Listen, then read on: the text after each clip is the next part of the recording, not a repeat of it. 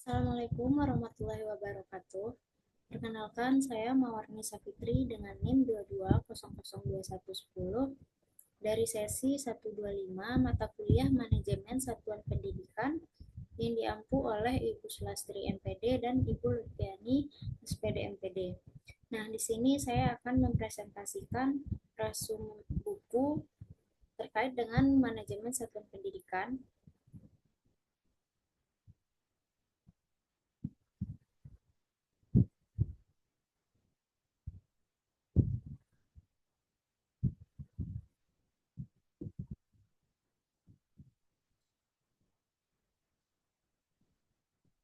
Yang berjudul Manajemen Pendidikan, ditulis oleh Bunyamin dengan cover buku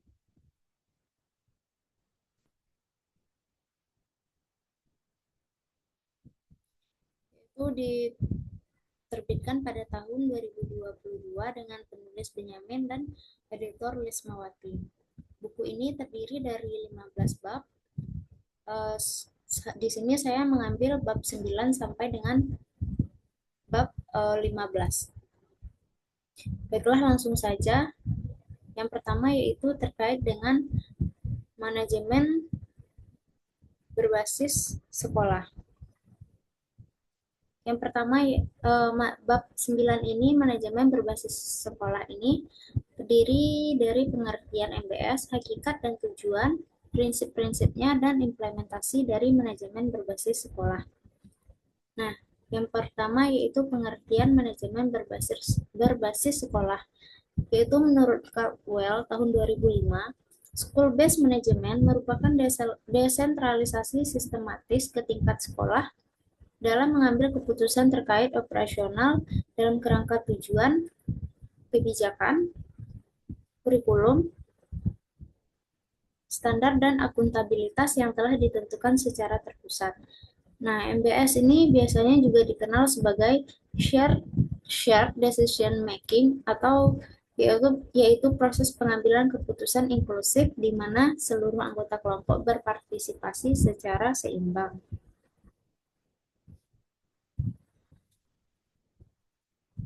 MBS memberi kewenangan kepada sekolah yang terdiri dari kepala sekolah, guru, siswa, orang tua, dan masyarakat untuk mengelola dan mengontrol proses pendidikan.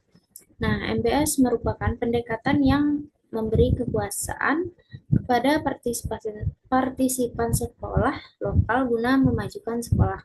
Pendapat ini disampaikan oleh Pratiwi tahun 2020. Lalu MBS berasal dari istilah bahasa Inggris, yaitu School-based Management, yang muncul pertama kali di Amerika Serikat sebagai jawaban terhadap hubungan antara pendidikan dan perkembangan masyarakat.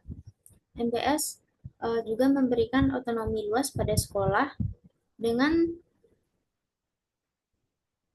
tetap berada dalam kerangka kebijakan nasional. MBS merupakan manajemen yang diatur oleh sekolah untuk meningkatkan kualitas dan kuantitas secara mandiri. Mutu sekolah dilihat dari proses dan hasil pendidikan. Proses dari MBS ini mencakup input, metodologi, bahan ajar, administrasi, sarana prasarana, dan sumber daya lainnya. Hasil mencakup prestasi sekolah. Pendapat ini disampaikan oleh Feby Ismail tahun 2017. Lalu dasar hukum MBS yaitu Undang-Undang Nomor 32 Tahun 2004 tentang Pemerintah Daerah dan Undang-Undang Nomor 33 Tahun 2004 tentang Perimbangan Keuangan Pusat dan Daerah, memberi kewenangan pada sekolah untuk menyediakan pendidikan yang lebih baik dan memadai. Selanjutnya yaitu hakikat dan tujuan MBS, diatur oleh UU Sisdiknas nomor 20 tahun 2006 menyatakan bahwa pengelolaan pendidikan dasar dan menengah dilakukan berdasarkan prinsip MBS. MBS bertujuan meningkatkan efisiensi, mutu, dan pemerataan pendidikan melalui partisipasi masyarakat. Lalu tujuan dari MBS ini menurut Myers dan Stonehill yaitu yang pertama, memberdayakan pengambil keputusan di sekolah, Kedua, melibatkan komunitas sekolah, akuntabilitas terhadap keputusan, kreativitas dalam perancangan program, penggunaan sumber daya untuk tujuan sekolah, transparansi anggaran, meningkatkan moral guru dan kepemimpinan. Lalu yang selanjutnya yaitu prinsip-prinsip MBS diberikan menurut Salis, yaitu ekuifinalitas, yaitu beragam cara untuk mencapai tujuan, desentralisasi, sistem pengelolaan mandiri, dan inisiatif dari manusia.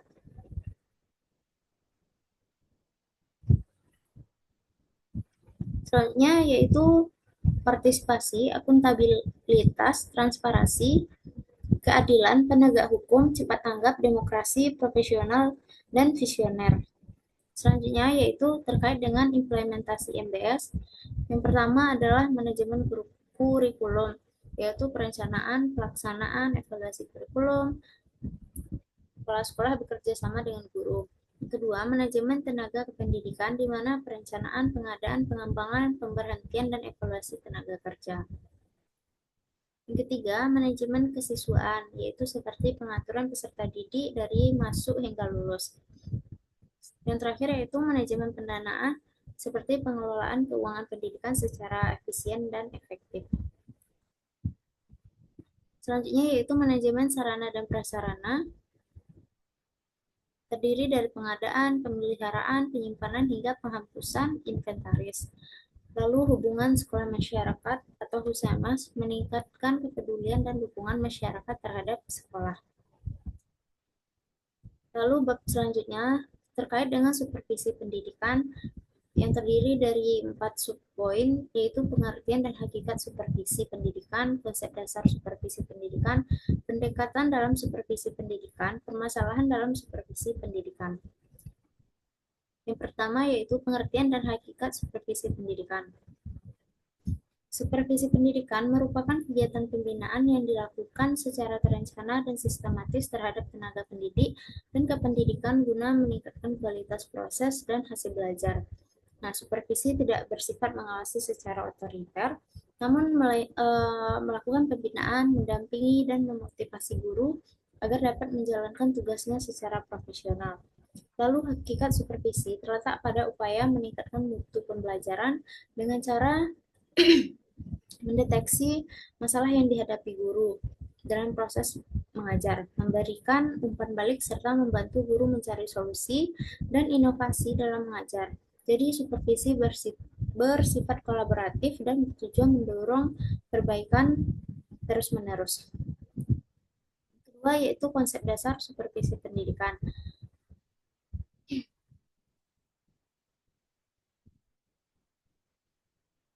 Yaitu yang pertama, pendekatan humanistik mengutamakan hubungan yang sehat dan saling percaya antara supervisor, biasanya yaitu kepala sekolah dan guru. Yang kedua, fokus pada pengembangan profesional, menekankan peningkatan kemampuan guru dalam merancang, melaksanakan, dan mengevaluasi pembelajaran. Yang ketiga, siklus supervisi yaitu meliputi perencanaan, pelaksanaan, observasi, kelas, dan pemberian umpan balik atau feedback yang membangun. Yang keempat yaitu penggunaan data yaitu untuk keputusan supervisi didasarkan pada hasil pengamatan, refleksi guru, dan indikator keberhasilan yang objektif. Poin C yaitu pendekatan dalam supervisi pendidikan. Yang pertama, supervisi klinis, menekankan pada hubungan personal antara supervisor dan guru melalui observasi langsung di kelas dan diskusi reflektifnya. Seperti supervisor itu membantu guru mengidentifikasi kekuatan dan kelemahan pembelajarannya. Yang kedua, supervisi kolaboratif, yaitu supervisor bekerja sama dengan guru secara timbal balik, berbagi ide, dan mencari solusi bersama. Biasanya ini cocok diterapkan di sekolah yang menerapkan budaya organisasi yang partisipatif. Lalu yang ketiga, supervisi artistik, yaitu menempatkan unsur kreativitas dan seni dalam mendampingi guru, seperti menggunakan pendekatan naratif, diskusi terbuka, dan teknik visual. Yang keempat yaitu supervisi demokratis, yaitu mengutamakan kebebasan guru dalam menyampaikan pandangan serta memberikan ruang bagi guru untuk menentukan sendiri kebutuhan pengembangan dirinya. Lalu poin D yaitu permasalahan dalam supervisi pendidikan seperti kurangnya kompetensi supervisor, supervisi hanya bersifat formalitas, keterbatasan waktu dan tenaga, resistensi guru, dan minimnya follow up. Nah, kurangnya kompetensi supervisor yaitu banyak kepala sekolah atau pengawas belum memiliki keterampilan supervisi yang memadai atau belum mendapat pelatihan yang cukup. Yang kedua, supervisi hanya bersifat formalitas, yaitu hanya dilakukan untuk memenuhi administrasi dan prosedur saja, bukan untuk pembinaan yang sebenarnya. Keterbatasan waktu dan tenaga. Nah, tugas administrasi yang menumpuk membuat waktu untuk melakukan supervisi itu menjadi sangat terbatas. Lalu resistensi guru, yaitu ada guru yang menganggap supervisi sebagai pengawasan negatif, sehingga kurang terbuka terhadap umpan balik. Nah, minimnya follow up tadi, yaitu hasil supervisi tidak diikuti dengan program perbaikan atau pelatihan lanjutan yang konkret. Bab selanjutnya yaitu terkait dengan layanan dalam pendidikan, terdiri dari 3 poin. Yang pertama, tanggung jawab layanan pendidikan, dimensi-dimensi mutu layanan dalam pendidikan. Yang kedua, lalu yang ketiga, ruang lingkup layanan pendidikan. Nah, yang pertama yaitu tanggung jawab layanan pendidikan. Layanan dalam pendidikan adalah segala bentuk dukungan atau fasilitas yang disediakan lembaga pendidikan untuk menunjang proses belajar mengajar agar berjalan efektif, efisien, dan berorientasi pada kebutuhan peserta didik. Tanggung jawab terhadap layanan pendidikan berada di tangan semua unsur sekolah, khususnya kepala sekolah sebagai manajer utama dan guru sebagai pelaksana utama proses pembelajaran. Lalu tanggung jawab layanan ini meliputi 4 poin. Yang pertama adalah menjamin setiap peserta didik memperoleh pelayanan sesuai haknya. Yang kedua, menyediakan fasilitas dan sistem yang ramah siswa. Yang ketiga, memastikan keberlangsungan pembelajaran yang adil dan inklusif. Yang keempat, menghadirkan suasana sekolah yang aman, nyaman, dan mendukung perkembangan siswa secara optimal, baik secara kognitif atau afektif maupun psikomotorik.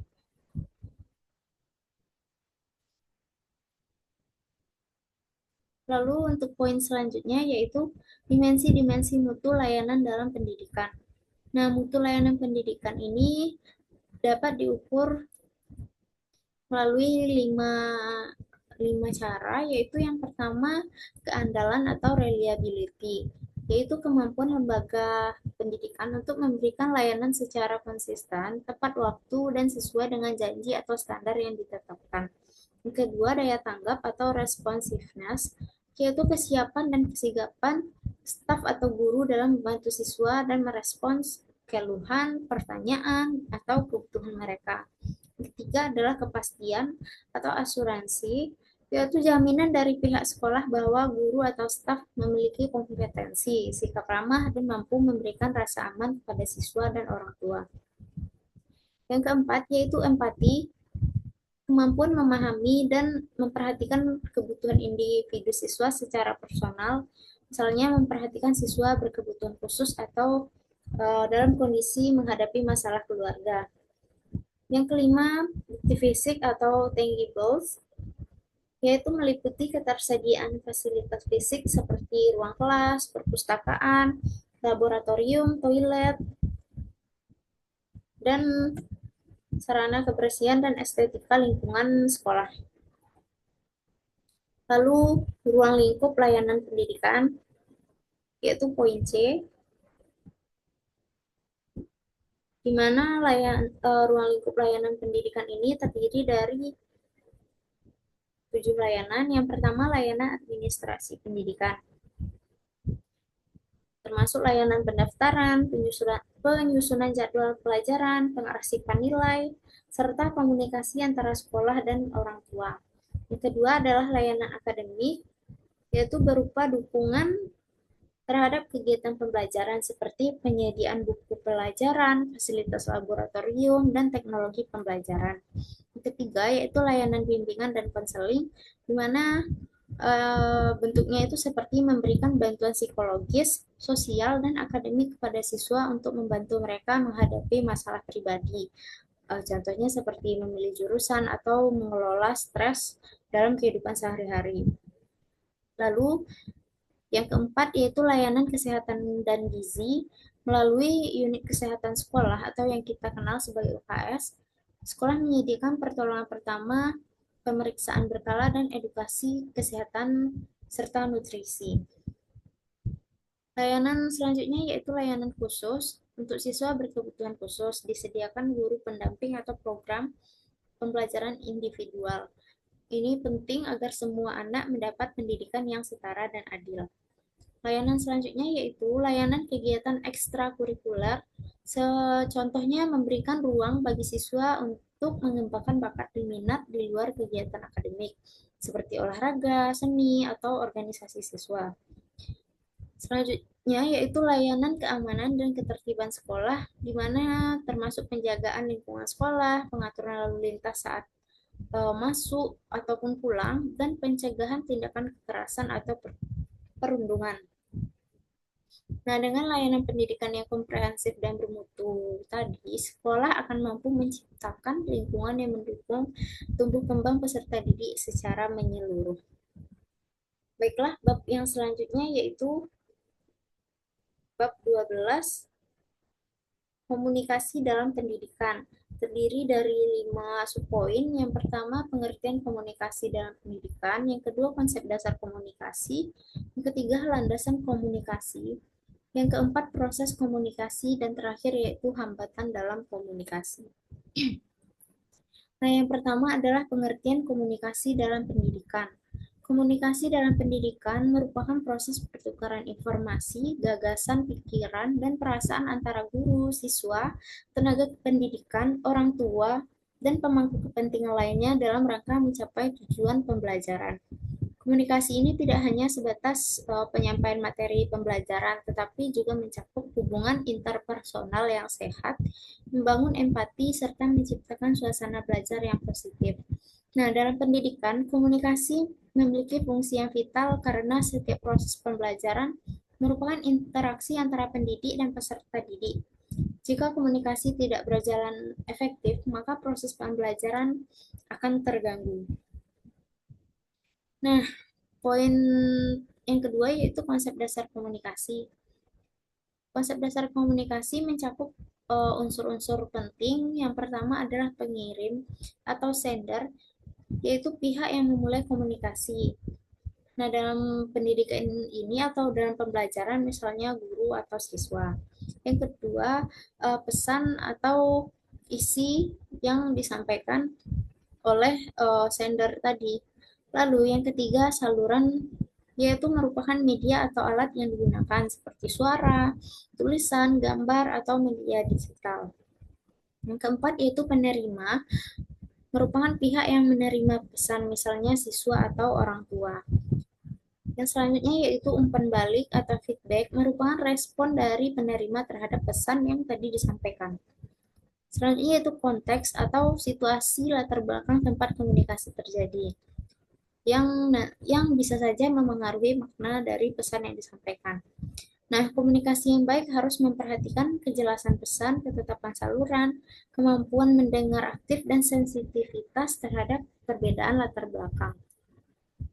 Selanjutnya yaitu landasan komunikasi, di mana komunikasi dalam pendidikan dibangun di atas 3 landasan utama. Yang pertama, landasan psikologis, memahami kondisi psikologis siswa seperti motivasi, minat, perhatian, dan gaya belajar sangat penting dalam menyampaikan materi agar dapat diterima dengan baik. Yang kedua, landasan sosiologis, yaitu latar belakang sosial dan budaya siswa berpengaruh terhadap cara mereka berinteraksi dan menerima pesan. Guru harus peka terhadap perbedaan ini agar komunikasi tetap inklusif. Lalu landasan teknologis, seperti di era digital, komunikasi pendidikan semakin bergantung pada teknologi seperti aplikasi pembelajaran yang kita rasakan saat sekarang ini. Lalu media sosial dan platform digital. Penguasaan teknologi menjadi syarat penting bagi guru dan siswa. Poin selanjutnya yaitu proses komunikasi, yaitu proses komunikasi dan pendidikan bersifat dua arah. Dua pihak saling bertukar informasi dan dapat dijelaskan dalam beberapa tahap. Yang pertama, inisiasi, yaitu pengirim memulai dengan niat menyampaikan pesan. Kedua, formulasi yaitu pengirim yang menyusun pesan dalam bentuk kata atau simbol. Yang ketiga, transmisi yaitu pesan dikirimkan melalui saluran tertentu. Lisan, tertulis, media digital. Selanjutnya, interpretasi yaitu penerima mengartikan pesan sesuai pemahaman dan latar belakangnya. Lalu respon atau umpan balik di mana penerima memberikan tanggapan atau reaksi atas pesan yang sudah disampaikan. Yang terakhir yaitu evaluasi di mana pengirim menilai apakah pesan sudah dipahami sesuai dengan tujuan. Lalu poin selanjutnya yaitu hambatan dalam komunikasi. Terdapat beberapa hambatan umum yang biasanya terjadi dalam komunikasi pendidikan. Yang pertama, gangguan teknis atau noise, seperti suara bising, masalah teknis pada media digital, atau kondisi lingkungan kelas yang tidak kondusif. Yang kedua, perbedaan persepsi, di mana guru dan siswa mungkin memiliki interpretasi berbeda terhadap pesan yang sama karena latar belakang atau pengalaman yang berbeda. Lalu hambatan bahasa, penggunaan istilah yang terlalu akademik, asing, atau tidak sesuai tingkat pemahaman siswa dapat mengganggu proses komunikasi. Selanjutnya yaitu faktor emosional, seperti ketegangan, ketakutan, rasa malu, atau konflik pribadi, biasanya dapat menghambat siswa dalam menyampaikan pendapat atau memahami penjelasan. Yang kelima adalah kurangnya keterampilan komunikasi, yaitu guru yang tidak terlatih dalam berkomunikasi pedagogis bisa membuat pesan tidak sampai atau bahkan menimbulkan salah paham. Bab selanjutnya yaitu tenaga pendidik dan tenaga kependidikan, yaitu terdiri dari 7 subpoin. Yang pertama, guru dan dosen. Yang kedua, jabatan guru dan dosen sebagai profesi, kompetensi guru dan dosen, sertifikasi guru dan dosen, ruang lingkup dan tenaga kependidikan sebagai profesi, kompetensi tenaga kependidikan.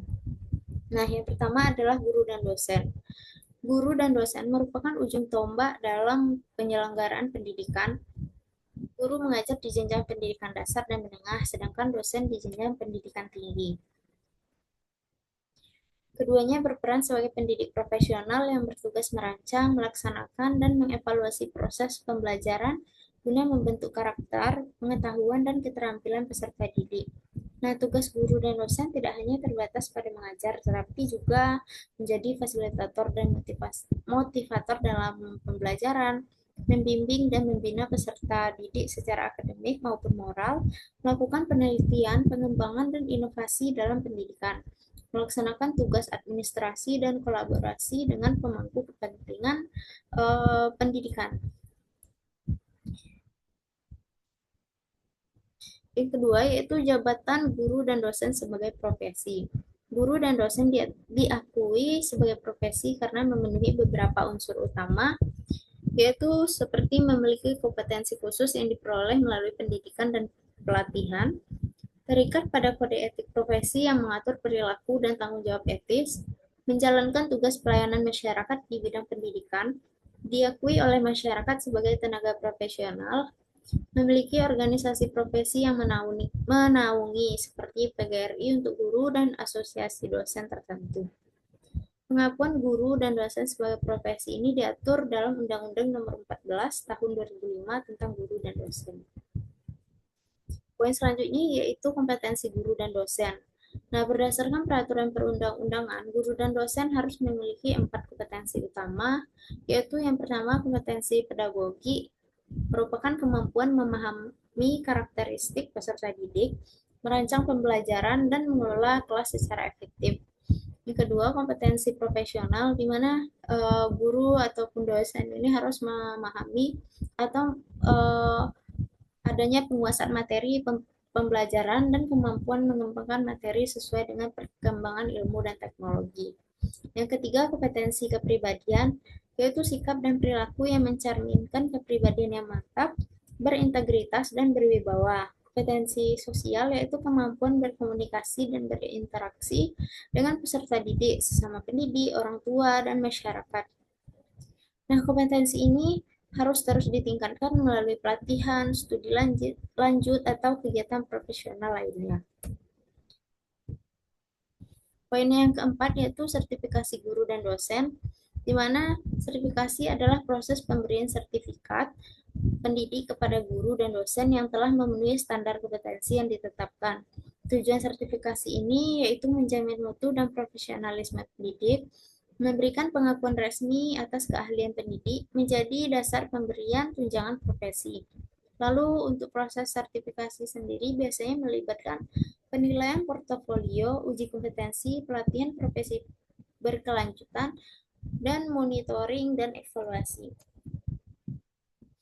Poin selanjutnya yaitu ruang lingkup tenaga kependidikan. Tenaga kependidikan merupakan semua personel yang terlibat dalam penyelenggaraan pendidikan, selain guru dan dosen, yaitu mencakup kepala sekolah dan wakil kepala sekolah, staf TU dan administrasi, pustakawan, laboran atau teknisi laboratorium, pengelola keuangan, satpam, dan petugas kebersihan. Meskipun tidak terlibat langsung dalam proses pembelajaran, peran tenaga kependidikan vital untuk menciptakan lingkungan belajar yang tertib, efisien, dan mendukung pengembangan peserta didik. Poin selanjutnya yaitu tenaga kependidikan sebagai profesi. Seperti guru dan dosen, tenaga kependidikan juga diarahkan untuk menjadi profesi. Nah, artinya harus memiliki kompetensi dan pelatihan sesuai bidang tugasnya, memiliki standar kinerja dan kode etik, diakui melalui jenjang karir dan penghargaan yang layak. Profesionalisasi tenaga kependidikan bertujuan meningkatkan efisiensi pengelolaan pendidikan serta menjamin layanan pendukung yang bermutu. Poin yang terakhir yaitu kompetensi tenaga kependidikan. Kompetensi tenaga kependidikan bervariasi sesuai dengan tugas dan tanggung jawab dari masing-masing, namun secara umum mencakup kompetensi administratif, yaitu kemampuan mengelola dokumen, sistem informasi, dan pelayanan umum. Kompetensi teknis, kompetensi interpersonal, komitmen terhadap pelayanan. Bab yang selanjutnya yaitu terkait dengan evaluasi kinerja pendidikan terdiri dari 4 poin, makna dan hakikat evaluasi kinerja pendidikan, tujuan evaluasi kinerja pendidikan, model-model evaluasi kinerja pendidikan, dan masalah dalam evaluasi kinerja pendidikan. Nah, yang pertama yaitu makna dan hakikat evaluasi kinerja pendidikan, yaitu evaluasi kinerja pendidikan merupakan proses sistematis untuk menilai efektivitas dan efisiensi suatu institusi pendidikan dalam mencapai tujuan yang sudah ditetapkan. Evaluasi ini tidak hanya menilai hasil belajar siswa, tetapi juga mencakup kinerja guru, kepala sekolah, staf administrasi, serta pelaksanaan program dan kebijakan pendidikan. Hakikat dari evaluasi kinerja yaitu sebagai alat pengendali mutu atau quality control, pengambilan keputusan manajerial, alat refleksi dan perbaikan berkelanjutan, wujud akuntabilitas publik. Evaluasi kinerja yang baik tidak bersifat menghukum, tetapi tujuannya untuk memperbaiki proses, memperdayakan SDM, dan meningkatkan layanan pendidikan. Kedua yaitu tujuan evaluasi kinerja pendidikan. Terdiri dari mengetahui tingkat capaian tujuan pendidikan, apakah program dan strategi yang dijalankan sudah efektif dalam mencapai tujuan. Yang kedua, menilai efektivitas program atau kegiatan seperti apakah kegiatan pembelajaran, pelatihan guru, atau program sekolah berjalan sesuai rencana dan memberikan dampak yang positif. Yang ketiga, memberikan dasar untuk perbaikan. Berdasarkan hasil evaluasi, sekolah dapat menyusun strategi baru, memperbaiki kelemahan, dan menguatkan aspek yang sudah baik. Yang keempat, menjadi alat akuntabilitas. Sekolah dapat mempertanggungjawabkan penggunaan anggaran, putusan kebijakan, dan hasil pembelajaran kepada orang tua, masyarakat, dan pemerintah. Yang kelima, meningkatkan transparansi dan partisipasi, yaitu melalui evaluasi yang terbuka, semua pihak dapat terlibat dalam memahami proses pendidikan. Poin selanjutnya yaitu model-model evaluasi kinerja pendidikan. Beberapa model evaluasi yang biasanya digunakan dalam dunia pendidikan yaitu Model konteks, input, proses, dan produk atau CIPP. Konteks yaitu menilai kebutuhan dan latar belakang program, input yaitu menilai sumber daya dan strategi yang digunakan, proses menilai pelaksanaan kegiatan, dan produk menilai hasil dan dampak dari kegiatan. Model ini cocok untuk evaluasi program secara menyeluruh dan komprehensif. Yang kedua, model goal orient atau tujuan, fokus pada sejauh mana tujuan yang direncanakan telah tercapai. Modelnya biasanya sederhana dan langsung ke inti sasaran. Selanjutnya yaitu model responsif, yaitu mengedepankan kepuasan dan tanggapan dari pemangku kepentingan, seperti siswa, orang tua, atau masyarakat. Selanjutnya yaitu model decision making, bertujuan menyediakan informasi yang relevan bagi pengambil keputusan, terutama manajemen sekolah. Model selanjutnya yaitu model evaluasi mandiri atau self-evaluation. Dilakukan oleh individu atau tim internal sekolah untuk menilai kinerjanya sendiri secara jujur dan reflektif. Poin selanjutnya yaitu masalah dalam evaluasi kinerja pendidikan. Evaluasi kinerja pendidikan biasanya sering menghadapi tantangan seperti kurangnya instrumen evaluasi yang valid dan terstandarisasi, minimnya kapasitas evaluator, ketakutan terhadap evaluasi, kurangnya tindak lanjut, dan ketidaksesuaian antara tujuan dan indikator. Yang terakhir yaitu kebijakan pendidikan, terdiri dari 4 subpoin. Yang pertama, makna dan hakikat kebijakan pendidikan, payung hukum kebijakan pendidikan di Indonesia, implementasi kebijakan pendidikan di Indonesia, dan evaluasi kebijakan pendidikan di Indonesia. Yang pertama yaitu makna dan hakikat kebijakan pendidikan, yaitu kebijakan pendidikan adalah seperangkat keputusan atau tindakan yang ditetapkan oleh pemerintah, lembaga pendidikan, atau pemangku kepentingan lainnya yang bertujuan mengatur arah, struktur, isi, dan proses pendidikan. Kebijakan ini menjadi pedoman dalam pelaksanaan pendidikan di seluruh tingkatan dari pusat hingga sekolah. Hakikat kebijakan pendidikan adalah sebagai alat untuk mewujudkan visi dan misi pendidikan nasional, menyeimbangkan kepentingan individu dan masyarakat, serta menjawab tantangan global dan lokal yang dihadapi oleh dunia pendidikan. Kebijakan pendidikan mencakup berbagai aspek seperti kurikulum, pendanaan, sertifikasi guru, ujian nasional, digitalisasi sekolah, dan pendidikan inklusif dan karakter. Kebijakan pendidikan yang harus responsif, berorientasi pada mutu, berkeadilan, dan berpihak pada peserta didik.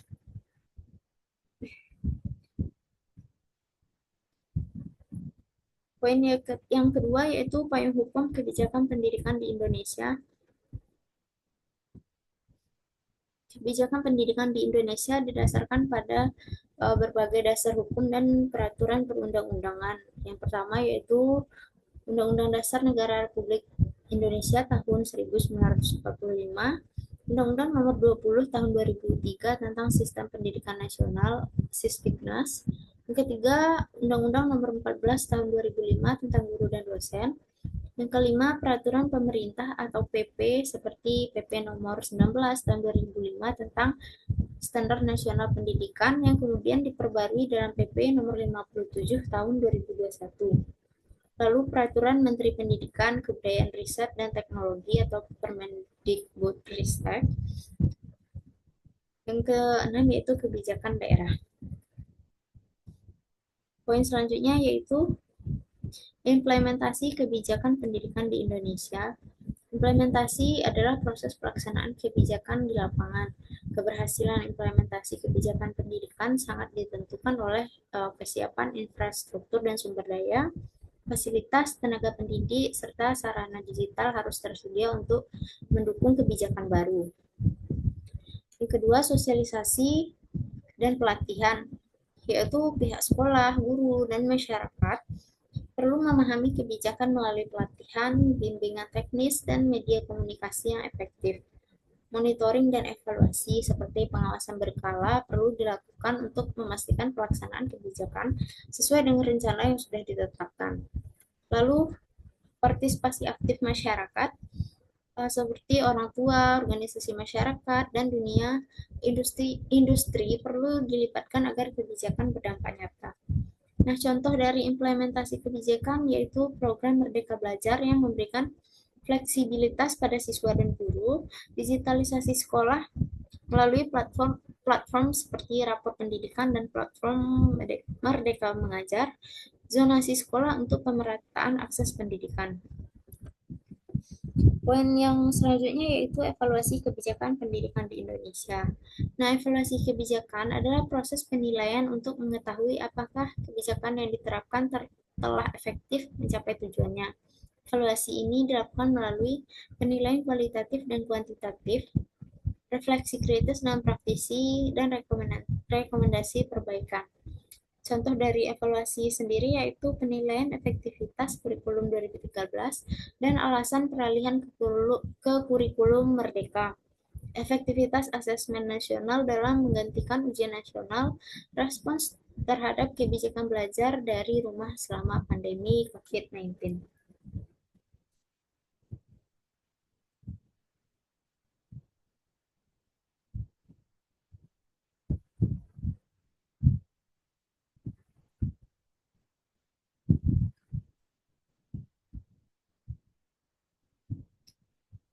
Baiklah, mungkin itu saja yang dapat saya sampaikan dari buku Manajemen Pendidikan oleh Bunyamin tahun 2022.